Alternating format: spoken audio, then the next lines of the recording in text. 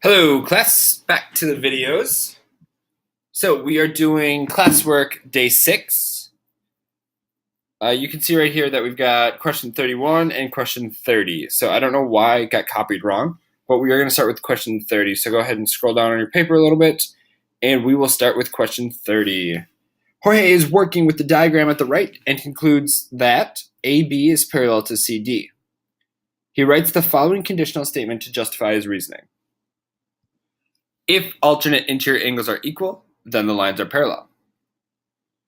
Margaret is working with a different diagram shown at the right. She concludes that x is equal to y. Write a conditional statement or arrow diagram that justifies her reasoning. So first we need to look at what we're given. In this diagram, we're given that the lines are parallel. So my first part is if lines are parallel, then alternate interior angles are congruent. So if lines are parallel, then alternate interior angles are equal. How are Jorge's and Margaret's statements related? How are they different? Hopefully you notice that their statements are just backwards of each other. Here the alternate interior angle part came first. Here it came second. Here the parallel lines came second. Here they came first. So the two statements are the same, only backwards. And part C, conditional statements that have this relationship are called converses. Write the converse of the conditional statement below. So if lines are parallel, then corresponding angles are equal. And we just want to write this backwards. So we're going to say if this, then that. So if corresponding angles are equal, then lines are parallel. Right, so if corresponding angles are equal, then lines are parallel. All right, now we can go back up to question 31.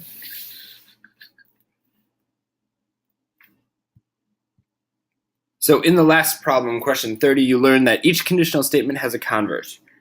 But are all converses true? Consider the arrow diagram of a familiar conjecture below. So we know if triangles are congruent, then their corresponding sides are congruent. So is this arrow diagram true? Yes, it is. So if the triangles are congruent, once again, we know the sides are all congruent. So question B, write the converse of the arrow diagram and state if the converse is true or false. Use the words if and then when you write the converse. So remember, when we write the converse, we're going to say if this, then this. So go ahead and answer the question. See if you can come up with the correct converse.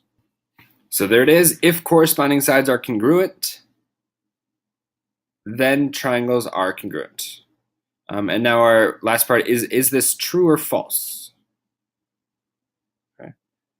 If we think about it, if corresponding sides are congruent, is there a triangle congruency statement that talks about all the sides being congruent to each other? Yes, there is. It's SSS. So this is basically SSS. So if corresponding sides are congruent, then triangles are congruent. And this is true.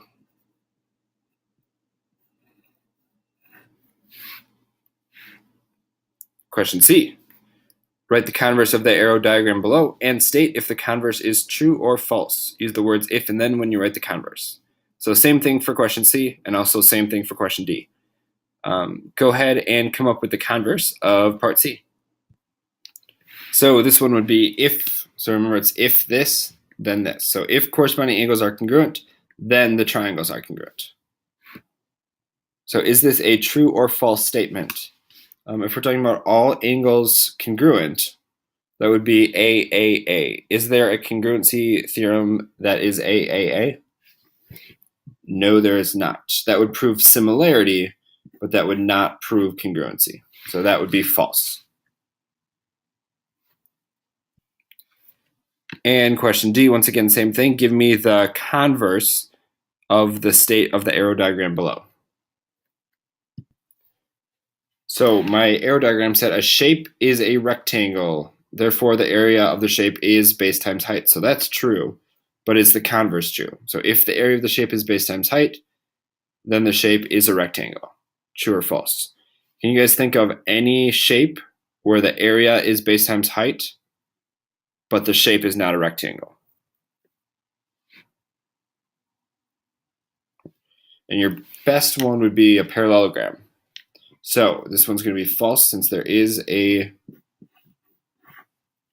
shape out there that has area base times height, but the second part's not true.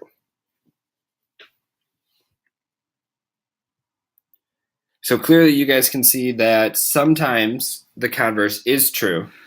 For example, in B, that converse is true, but other times we'll have converses and they won't be true. So it could be true, but it doesn't necessarily mean it is true all of the time. Let's go ahead and go on to question 32.